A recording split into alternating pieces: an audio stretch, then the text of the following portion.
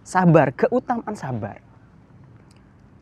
Kita artikan sabar itu tidak sekedar menerima, oh ya dipukul sampai 3-4 kali, oh ya kamu sabar. Sabar tidak seperti itu. Sabar itu sebenarnya adalah gigih. Gigih tentunya perlu perjuangan, tidak menerima, oh iya mungkin seperti ini saya sabar menerima apa yang ada. Tidak seperti itu sabar sebenarnya. Assalamualaikum warahmatullahi wabarakatuh. Alhamdulillahirabbil alamin. Allahumma sholli ala sayyidina Muhammad. Sahabat, kita ketahui kehidupan dunia ini penuh dengan fata morgana, istilah mungkin seperti itu. Ada kadang kita susah, ada kadang kita senang, bahkan seringkali kita mendapatkan banyak cobaan atau bahkan sampai musibah. Namun kali ini perlu saya sampaikan, sahabat, tentang pentingnya kita mengetahui keutamaan sabar. Keutamaan sabar ini dijelaskan, bahkan ditekankan oleh Allah Subhanahu wa taala dalam Al-Qur'an yang sering kita dengar, bahkan sudah menghafalnya. A'udzubillahi minasyaitonirrajim. Bismillahirrahmanirrahim. Innallaha ma'as-sabirin. Sepenggal ayat ini sebenarnya sederhana dan mungkin anak kecil hafal. Innallaha ma'as-sabirin. Allah itu bersama orang-orang yang sabar. Sahabat, ketika Allah sudah bersama orang-orang sabar, menunjukkan bahwa orang sabar itu temannya adalah Allah Subhanahu wa taala.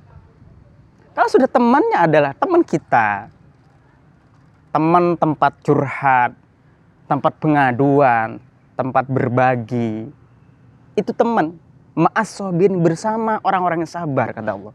Tentunya apapun yang kita butuhkan, mungkin yang kita inginkan, tentunya sesuai yang dikehendaki Allah, kita sampaikan ke Allah.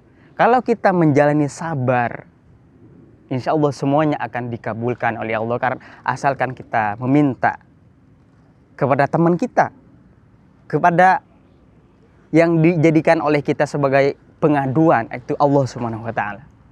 Sabar, keutamaan sabar.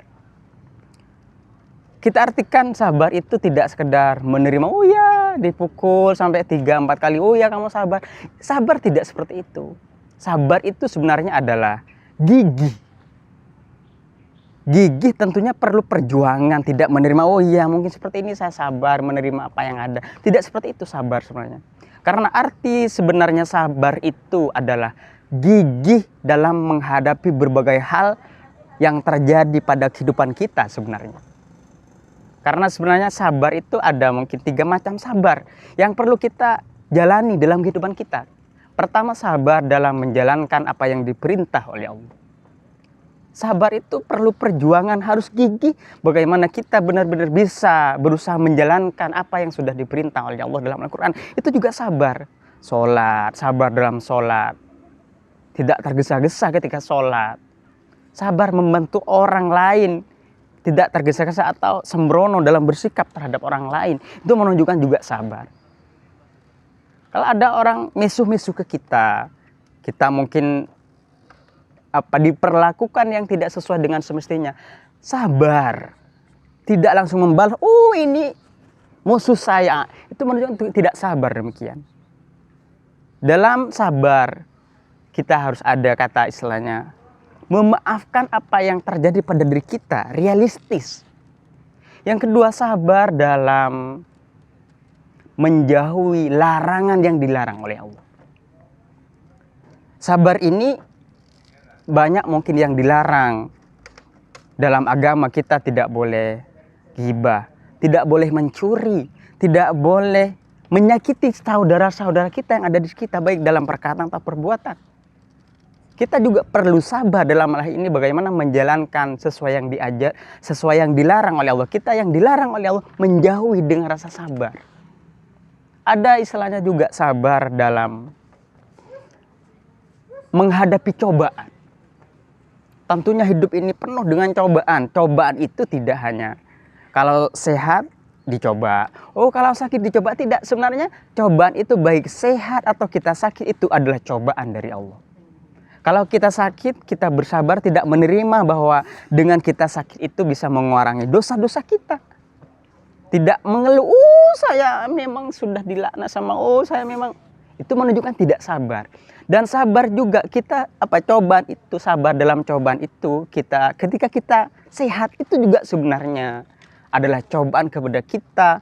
Apakah kita diberikan sehat itu bersyukur, kalau ada kelebihan harta berbagi kepada orang-orang yang membutuhkan kita, itu menunjukkan kesabaran kita. Sabar dalam menerima cobaan, salah satu cobaan itu adalah sehat atau sakit, itu adalah cobaan yang perlu kita tunjukkan kegigihan kita pada Allah, bahwa kita menerima dengan kejadian-kejadian itu, tidak menyikapi dengan penuh emosi.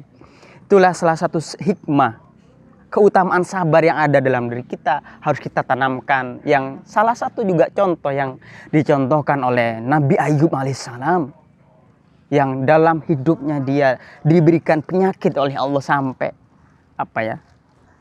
badannya ini banyak ulatnya. Bahkan kalau ulatnya jatuh, diriwayatkan diambil lagi supaya kembali. Dalam rangka apa?